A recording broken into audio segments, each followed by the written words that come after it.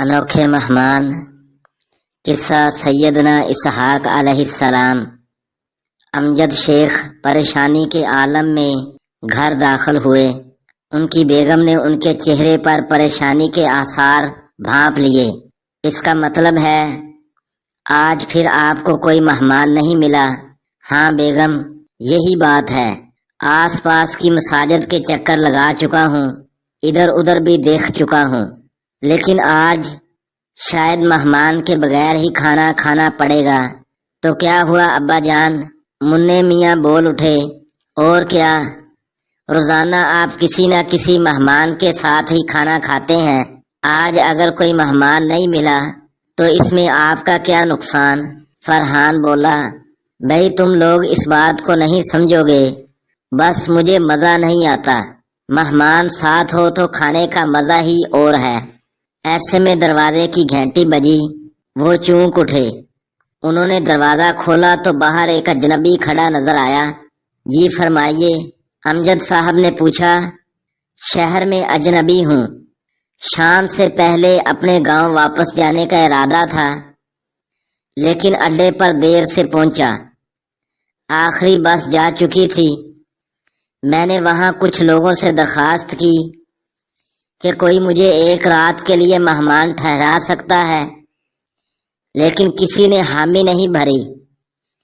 البتہ ایک دو نے آپ کا نام اور پتہ بتا دیا اور کہا آپ کے ہاں مجھے ضرور مہمان ٹھہرا لیا جائے گا، کیونکہ اس چھوٹے سے شہر میں آپ اس بات کے لیے مشہور ہیں۔ آپ نے ٹھیک سنا، خوش آمدید۔ میں آپ کے لیے ڈرائنگ روم کا دروازہ کھولتا ہوں۔ یہ تو میری خوش قسمتی ہے کہ آپ تشریف لائے۔ میں تو کسی مہمان کے لیے سخت بے چین تھا۔ تلاش کے باوجود آج مجھے کوئی مہمان نہیں ملا تھا۔ یہ کہہ کر امجد شیخ اندر کی طرف مڑ گئے۔ گھر کے افراد نے دیکھا کہ اب ان کے چہرے پر خوشی کے آثار نمایاں نظر آ رہے تھے۔ پھر انہوں نے مہمان کے لیے ڈرائنگ روم کا دروازہ کھول دیا اور اسے اندر لے آئے، پانی پلایا۔ پھر جلد ہی مہمان کے آگے دسترخوان سجا دیا گیا۔ انہوں نے مہمان کے ساتھ کھانا شروع کیا۔ محبت بھرے انداز میں بار بار کھانے کی پلیٹیں مہمان کی طرف سرکاتے رہتے اور کہتے رہے، یہ لیجئے، یہ بھی چکھیے نا، یہ تو آپ نے لیا ہی نہیں، اور کھائیے، تکلف کی ضرورت نہیں۔ یہاں تک کہ مہمان خوب سیر ہو گیا۔ عشاء کی نماز کے بعد مہمان سونے کے لیے لیٹ گیا تو امجد صاحب اندر آ گئے۔ سب کے چہروں پر سوال تھا۔ آخر ان کے بڑے بیٹے عرفان نے کہا، ہم آپ کا یہ معمول بہت مدت سے دیکھ رہے ہیں، مہمان کے بغیر آپ کھانا کھانا پسند نہیں کرتے، کوئی مہمان نہ ملے تو پریشان ہو جاتے ہیں، آخر کیوں؟ سیدھی سی بات تو یہ ہے کہ مہمان اللہ کی رحمت ہے۔ ہم کسی کو کھانا کھلائیں گے تو اللہ تعالیٰ خوش ہوگا، ہمارے کھانے میں برکت ہوگی، دل کو خوشی ہوگی، اور سب سے بڑی بات یہ سیدنا ابراہیم علیہ السلام کی سنت ہے۔ سیدنا ابراہیم علیہ السلام ہمارے نبی محمد صلی اللہ علیہ وسلم کے جد امجد ہیں۔ اس کا یہ مطلب نہیں کہ ہمارے نبی صلی اللہ علیہ وسلم سیدنا ابراہیم علیہ السلام کے مقابلے میں کم مہمان نواز تھے، ایسی کوئی بات نہیں، لیکن چونکہ اس مہمان نوازی کی ابتدا سیدنا ابراہیم علیہ السلام سے ہوئی، اس لیے میں کہتا ہوں یہ سنت ابراہیمی ہے اور مجھے اس پر عمل کر کے بہت زیادہ خوشی ہوتی ہے۔ اور ایک بار سیدنا ابراہیم علیہ السلام کے ساتھ بہت ہی عجیب واقعہ پیش آیا تھا۔ جی کیا مطلب؟ عجیب واقعہ؟ ہاں بھائی، عجیب واقعہ، بلکہ بہت عجیب واقعہ۔ کیا خیال ہے، سننا پسند کرو گے؟ کیوں نہیں، ہم تو بہت شوق سے سنیں گے۔ اچھا تو پھر آرام سے بیٹھ جاؤ۔ میں بات شروع کرتا ہوں۔ پہلے تو میں سیدنا ابراہیم علیہ السلام اور سیدنا اسحاق علیہ السلام کے بارے میں بتاتا ہوں۔ یہ کہہ کر انہوں نے ابراہیم علیہ السلام کی پیدائش سے لے کر خانہ کعبہ کی تعمیر تک کے تمام واقعات انہیں سنا دیے۔ پھر اس کے بعد کے واقعات اس طرح شروع کیے۔ پھر کئی سال گزر گئے۔ سیدنا ابراہیم علیہ السلام بوڑھے ہو گئے، ان کے بال سفید ہو گئے، جسم کمزور ہو گیا۔ آپ کی بیوی سیدہ سارہ علیہ السلام بھی بوڑھی ہو گئی، ان کے بال بھی سفید ہو گئے، جسم کمزور ہو گیا، اولاد کی طرف سے بالکل نا امید ہو گئے۔ تب ایک عجیب واقعہ ہوا۔ سیدنا ابراہیم علیہ السلام سے ملاقات کے لیے 3 آدمی آئے۔ تینوں بالکل جوان تھے، خوبصورت تھے، ان کے چہرے خوب چمک رہے تھے۔ سیدنا ابراہیم علیہ السلام نے انہیں خوش آمدید کہا، پھر مہمانوں کے لیے ایک بچڑا ذبح کیا، اس کو بھونا اور مہمانوں کے آگے رکھ دیا۔ لیکن مہمانوں نے کھانے کی طرف ہاتھ نہ بڑھایا۔ جب انہوں نے کھانے کی طرف آنکھ اٹھا کر بھی نہ دیکھا تو سیدنا ابراہیم علیہ السلام شک میں پڑ گئے۔ انہوں نے کچھ خوف بھی محسوس کیا کہ نہ جانے کیا بات ہے، یہ مہمان کھانا کیوں نہیں کھا رہے۔ اس واقعے کا ذکر اللہ تعالیٰ نے قرآن کریم میں کیا ہے۔ اللہ تعالیٰ نے اپنے نبی محمد صلی اللہ علیہ وسلم کو مخاطب کرتے ہوئے فرمایا، اور ہمارے بھیجے ہوئے رسول فرشتے ابراہیم علیہ السلام کے پاس خوشخبری لے کر پہنچے اور سلام کیا۔ انہوں نے بھی جواب سلام دیا اور بغیر کسی تاخیر کے گائے کا بھنا ہوا بچہ لے آئے۔ اب جو دیکھا کہ ان کے تو ہاتھ بھی اس کی طرف نہیں پہنچ رہے تو انہیں انجان پا کر دل ہی دل میں ان سے خوف محسوس کرنے لگے۔ انہوں نے کہا، ڈرو نہیں، ہم تو قوم لوط کی طرف بھیجے ہوئے آئے ہیں۔ اس کی بیوی جو کھڑی ہوئی تھی ہنس دی، تو ہم نے اسے اسحاق اور اسحاق کے پیچھے یعقوب کی خوشخبری دی۔ وہ کہنے لگی، آہ، میرے ہاں اولاد کیسے ہو سکتی ہے؟ میں خود بڑھیا اور میرے خاوند بھی بہت بڑی عمر کے ہیں، یہ تو یقیناً بہت بڑے تعجب کی چیز ہے۔ فرشتوں نے کہا، کیا تو اللہ کی قدرت سے تعجب کر رہی ہے؟ تم پر اے اس گھر کے لوگوں اللہ کی رحمت اور اس کی برکتیں نازل ہوں۔ بلا شبہ وہ قابل تعریف اور بڑی شان والا ہے۔ فرشتوں نے جب سیدنا ابراہیم علیہ السلام پر واضح کر دیا کہ وہ ان کے دشمن نہیں ہیں، لہذا ڈرنے کی کوئی ضرورت نہیں، انہوں نے بتایا وہ تو قوم لوط کی تباہی کے لیے بھیجے گئے ہیں۔ جب فرشتوں نے سیدنا ابراہیم علیہ السلام سے یہ بات کی تو ان کی بیوی سیدہ سارہ علیہ السلام جو کہ پاس ہی کھڑی تھی ہنس دی۔ وہ کیوں ہنسی؟ اس بارے میں مفسرین کے کئی اقوال ہیں۔ درست یہی معلوم ہوتا ہے کہ فرشتوں کی زبانی قوم لوط کے خاتمے کی خبر سن کر سیدہ سارہ اس لیے ہنس دی کہ اچھا ہوا، برے لوگوں کا خاتمہ ہو جائے گا۔ مطلب یہ کہ برے لوگوں کے خاتمے کی خبر سن کر بطور تشکر انہیں ہنسی آ گئی۔ بعد میں فرشتوں نے سیدنا اسحاق علیہ السلام کی ولادت کی بشارت دی۔ اس بشارت کا تذکرہ اللہ تعالیٰ نے قرآن مجید کی سورہ صافات میں اس طرح کیا ہے، اور ہم نے اس ابراہیم علیہ السلام کو اسحاق نبی کی بشارت دی جو صالح لوگوں میں سے ہوگا، اور ہم نے ابراہیم و اسحاق پر برکتیں نازل فرمائیں، اور ان دونوں کی اولادوں میں سے کچھ تو نیک بخت ہیں اور کچھ اپنے نفس پر صریح ظلم کرنے والے ہیں۔ اس بشارت سے صرف سیدہ سارہ ہی کو حیرت نہیں ہوئی، سیدنا ابراہیم علیہ السلام نے بھی حیرت ظاہر کی۔ انہوں نے فرشتوں کی بات سن کر ان سے جو کہا قرآن کریم میں اس طرح آیا ہے، کیا تم مجھے اس بڑھاپے کے آ جانے کے بعد خوشخبری دیتے ہو یہ خوشخبری تم کیسے دے رہے ہو؟ فرشتوں نے پھر تاکید کے ساتھ کہا، ہم نے آپ کو سچی بشارت دی ہے، آپ نا امید ہونے والوں میں سے نہ ہوں۔ فرشتوں کی ان باتوں سے سیدنا ابراہیم علیہ السلام کا خوف بالکل دور ہو گیا۔ آپ کی بیوی سیدہ سارہ علیہ السلام اس طرح خوشخبری سے بڑی متعجب ہوئی اور اپنا ہاتھ اپنی پیشانی پر مارتے ہوئے کہنے لگی، یہ کیسے ممکن ہے؟ میں تو بانجھ ہوں، جوانی میں اولاد نہ ہوئی، اب تو بوڑھی بھی ہو چکی ہوں، اب یہ کیسے ہوگی؟ فرشتوں نے کہا، ہم نہیں جانتے یہ کیسے ہوگا، ہم تو یہ جانتے ہیں کہ چونکہ تیرے پروردگار نے ایسا کہا ہے لہذا ایسا ضرور ہوگا، اور وہ اپنے کام کی حکمتوں کو خود ہی خوب جانتا ہے۔ وہ سیدنا ابراہیم علیہ السلام پر کیسی کیسی نوازشات کرنا چاہتا ہے۔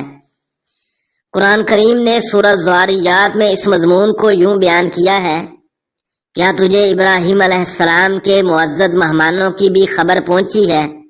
وہ جب ان کے ہاں آئے اور سلام کیا، اور ابراہیم علیہ السلام نے جواب سلام دیا اور کہا یہ تو اجنبی لوگ ہیں، پھر چپ چاپ جلدی جلدی اپنے گھر والوں کی طرف گئے اور ایک فربا بچھڑے کا گوشت لائے اور اسے ان کے پاس رکھا اور کہا، آپ کھاتے کیوں نہیں؟ پھر تو دل ہی دل میں ان سے خوف زدہ ہو گئے۔ انہوں نے کہا، آپ خوف نہ کیجیے۔ پھر انہوں نے ابراہیم علیہ السلام کو ایک صاحب علم لڑکے کی بشارت دی۔ بس ان کی بیوی نے حیرت میں آ کر اپنے منہ پر ہاتھ مار کر کہا، میں تو بڑھیا ہوں، ساتھ ہی بانجھ۔ انہوں نے کہا، ہاں، تیرے پروردگار نے اس طرح فرما دیا ہے، کچھ شک نہیں کہ وہ بہت بڑی حکمت والا اور کامل علم والا ہے۔ گویا سیدنا اسحاق علیہ السلام کی ولادت سیدنا ابراہیم علیہ السلام کے لیے اللہ تعالیٰ کی طرف سے ایک عظیم انعام تھا، اسی لیے اللہ تعالیٰ نے اس کا تذکرہ بطور خاص ان الفاظ میں کیا ہے، ہم نے ابراہیم علیہ السلام کو اسحاق اور یعقوب عطا فرمائے اور ہر ایک کو ہدایت بخشی، اور ہم نے اس سے قبل نوح کو ہدایت دی، اور یعقوب کی اولاد میں سے داؤد، سلیمان، یوسف، موسیٰ اور ہارون علیہم السلام کو بھی ہدایت دی، اور ہم نیک لوگوں کو اس طرح اچھا بدلہ دیتے ہیں۔ سیدنا اسحاق علیہ السلام کی جب ولادت ہوئی اس وقت سیدنا ابراہیم علیہ السلام بوڑھے ہو چکے تھے، عمر 100 سال کے قریب ہو چکی تھی۔ اس عمر میں بیٹے کا ہونا اللہ تعالیٰ کی طرف سے خاص مہربانی تھی، چنانچہ سیدنا ابراہیم علیہ السلام نے اللہ تعالیٰ کی اس خصوصی عنایت پر ان الفاظ میں اللہ تعالیٰ کا شکر ادا کیا، اللہ کا شکر ہے جس نے مجھے اس بڑھاپے میں اسماعیل اور اسحاق عطا فرمائے، بلا شبہ میرا رب خوب دعائیں سننے والا ہے۔ سیدنا ابراہیم علیہ السلام اور ان کی بیوی سیدہ سارہ علیہ السلام کو سیدنا اسحاق علیہ السلام کی خوشخبری سنانے کے بعد فرشتے سدوم شہر کی طرف چلے گئے تاکہ لوط علیہ السلام کی قوم پر اللہ کا عذاب نازل کریں، وہ عذاب جسے اللہ تعالیٰ نے اس قوم کے لیے لکھ دیا تھا۔ پھر اس واقعے کے قریباً 1 سال بعد سیدہ سارہ علیہ السلام کے ہاں ایک بیٹا پیدا ہوا، ان کا نام اسحاق رکھا گیا۔ اس وقت سیدہ سارہ علیہ السلام کی عمر قریباً 90 سال تھی، اور ان کے خاوند سیدنا ابراہیم علیہ السلام کی عمر 100 سال کے قریب تھی۔ سیدنا اسحاق علیہ السلام فلسطین میں الخلیل حبرون کے مقام پر پیدا ہوئے اور اپنے والد بزرگوار سیدنا ابراہیم علیہ السلام کے ساتھ ہی رہے۔ قرآن مجید میں آپ کا اسم گرامی 17 مرتبہ ذکر ہوا ہے۔ سیدنا اسحاق علیہ السلام بہت پرہیزگار، پارسا اور سچ بولنے والے انسان تھے۔ اللہ تعالیٰ نے انہیں ان کی قوم کی طرف نبی بنا کر بھیجا تھا تاکہ وہ بھی اپنے والد سیدنا ابراہیم علیہ السلام کی طرح رسالت کا کام انجام دیں اور اس کو مکمل کریں، لوگوں کو ایک اللہ کی طرف بلائیں، انہیں توحید کی دعوت دیں اب میں آپ کو اس سیدنا اسحاق علیہ السلام کی شادی اور ان کی اولاد کے متعلق بھی کچھ بتا دوں، لیکن اس سے قبل یہ عرض کر دینا ضروری سمجھتا ہوں کہ اس بارے میں قرآن و حدیث میں کوئی صراحت ہے اور نہ ہی مستند تاریخی کتب میں کوئی وضاحت ہے۔ البتہ اہل کتاب سے منقول چند روایات ہیں۔ ایسی روایات کو اسرائیلیات کہا جاتا ہے۔ اسرائیلیات کے متعلق نبی کریم صلی اللہ علیہ وسلم کا فرمان گرامی ہے کہ بنی اسرائیل سے روایت بیان کرنے میں کوئی حرج نہیں، البتہ تم ان کی باتوں کو نہ سچا کہو نہ جھوٹا، یعنی جیسے ان سے سنا ویسے بیان کر دو، لیکن ان کے سچا جھوٹا ہونے کے بارے میں کوئی بات نہ کرو۔ اہل کتاب بیان کرتے ہیں کہ سیدنا اسحاق علیہ السلام نے اپنے والد گرامی سیدنا ابراہیم علیہ السلام کی زندگی ہی میں رفقہ نامی عورت سے شادی کی۔ رفقہ کی عمر اس وقت 40 سال تھی۔ شادی کے بعد کچھ عرصے تک ان کے ہاں اولاد نہ ہوئی تو سیدنا اسحاق علیہ السلام نے بارگاہ الہی میں اولاد کی دعا کی۔ اس دعا کے نتیجے میں ان کی بیوی کے ہاں 2 لڑکے جڑواں پیدا ہوئے۔ ایک کا نام عیسو تھا، اہل عرب اسے عیس کہتے ہیں، رومیوں کا جد امجد یہی شخص ہے۔ دوسرے بیٹے کا نام سیدنا یعقوب علیہ السلام تھا، ان کا دوسرا نام اسرائیل ہے، اسی لیے ان کی اولاد بنو اسرائیل کہلاتی ہے۔ سیدنا یعقوب علیہ السلام جلیل القدر نبی تھے۔ سیدنا یوسف علیہ السلام انہی کے بیٹے تھے۔ صحیح بخاری میں سیدنا ابو ہریرہ رضی اللہ تعالیٰ عنہ سے روایت ہے کہ نبی کریم صلی اللہ علیہ وسلم نے فرمایا، عزت دار شخصیت کے پڑ پوتے، عزت دار کے پوتے، عزت دار کے بیٹے اور خود بھی عزت دار یوسف بن یعقوب بن اسحاق بن ابراہیم علیہ السلام۔ اس حدیث سے سیدنا اسحاق علیہ السلام اور ان کی اولاد کی عظمت و بزرگی کا پتہ چلتا ہے۔ تو بات چل رہی تھی سیدنا اسحاق علیہ السلام کی اولاد کی۔ جیسا کہ میں نے بتایا ان کے 2 بیٹے تھے، عیسو اور سیدنا یعقوب علیہ السلام۔ کہا جاتا ہے کہ سیدنا اسحاق علیہ السلام عیسو سے زیادہ محبت کرتے تھے، جبکہ ان کی بیوی رفقہ سیدنا یعقوب علیہ السلام کو زیادہ پیار کرتی تھی۔ جب سیدنا اسحاق علیہ السلام بوڑھے ہو گئے اور ان کی نظر کمزور ہو گئی تو انہوں نے اپنے بیٹے عیسو سے کھانا تیار کرنے کی خواہش ظاہر کی اور اسے حکم دیا کہ جا کر کوئی جانور شکار کرے، اس کا گوشت تیار کر کے انہیں کھلائے تاکہ وہ اس کے حق میں خیر و برکت کی دعا کریں۔ عیسو شکاری آدمی تھا۔ والد گرامی کی خواہش سن کر وہ شکار کے لیے نکل گیا۔ ادھر سیدنا اسحاق علیہ السلام کی بیوی رفقہ نے سیدنا یعقوب علیہ السلام سے کہا، تم اپنی بکریوں میں سے 2 عمدہ قسم کے میمنے ذبح کر کے اپنے والد کی پسند کا کھانا تیار کرو اور اپنے بھائی کے آنے سے پہلے پہلے انہیں اپنے والد کی خدمت میں پیش کر دو تاکہ وہ تمہارے حق میں دعا کریں۔ سیدنا یعقوب علیہ السلام نے اپنے میمنوں کو ذبح کیا اور انہیں پکا کر والد گرامی سیدنا اسحاق علیہ السلام کی خدمت میں پیش کر دیا۔ سیدنا اسحاق علیہ السلام نے وہ کھانا کھایا اور سیدنا یعقوب علیہ السلام کو یہ دعا دی، وہ یعقوب علیہ السلام اپنے تمام بھائیوں سے معزز ہو، وہ ان کا اور بعد والی قوموں کا سردار ہو اور اس کا رزق اور اولاد بہت زیادہ ہو۔ سیدنا اسحاق علیہ السلام نے اپنی قوم کو پورے خلوص سے توحید کی دعوت دی، انہیں ایک اللہ کی طرف بلایا۔ آپ مسلسل یہ کام کرتے رہے یہاں تک کہ اس کام کو کرتے ہوئے آپ کی عمر 180 سال ہو گئی۔ پھر آپ نے وفات پائی۔ جس وقت آپ کی وفات ہوئی وہ اللہ سے راضی تھے اور اللہ ان سے راضی تھا۔ وفات کے بعد آپ کے دونوں بیٹوں عیسو اور سیدنا یعقوب علیہ السلام نے آپ کو آپ کے والد سیدنا ابراہیم علیہ السلام کے قریب اس غار میں دفن کیا جو انہوں نے خریدا تھا۔ یہ غار فلسطین کے شہر الخلیل ہبرون میں واقع ہے اور اس کا نام مقفیلہ ہے۔ جہاں تک کہہ کر امجد شیخ خاموش ہو گئے۔ تب فرحان نے بے چینی کے عالم میں کہا، اس کہانی میں ایک بات رہ گئی، اس کے بارے میں آپ نے کچھ نہیں بتایا۔ وہ کیا؟ امجد شیخ مسکرائے۔ آپ نے بتایا تھا وہ 3 فرشتے جب سیدنا ابراہیم علیہ السلام کی ملاقات کے لیے آئے اور انہوں نے کھانا کھانے سے انکار کیا، تب انہوں نے بتایا تھا ہم تو قوم لوط کو عذاب دینے کے لیے بھیجے گئے ہیں۔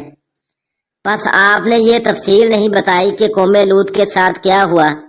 ٹھیک، بالکل ٹھیک، لیکن بھئی یہ ایک بالکل الگ کہانی ہے، اس کا تعلق سیدنا لوط علیہ السلام سے ہے۔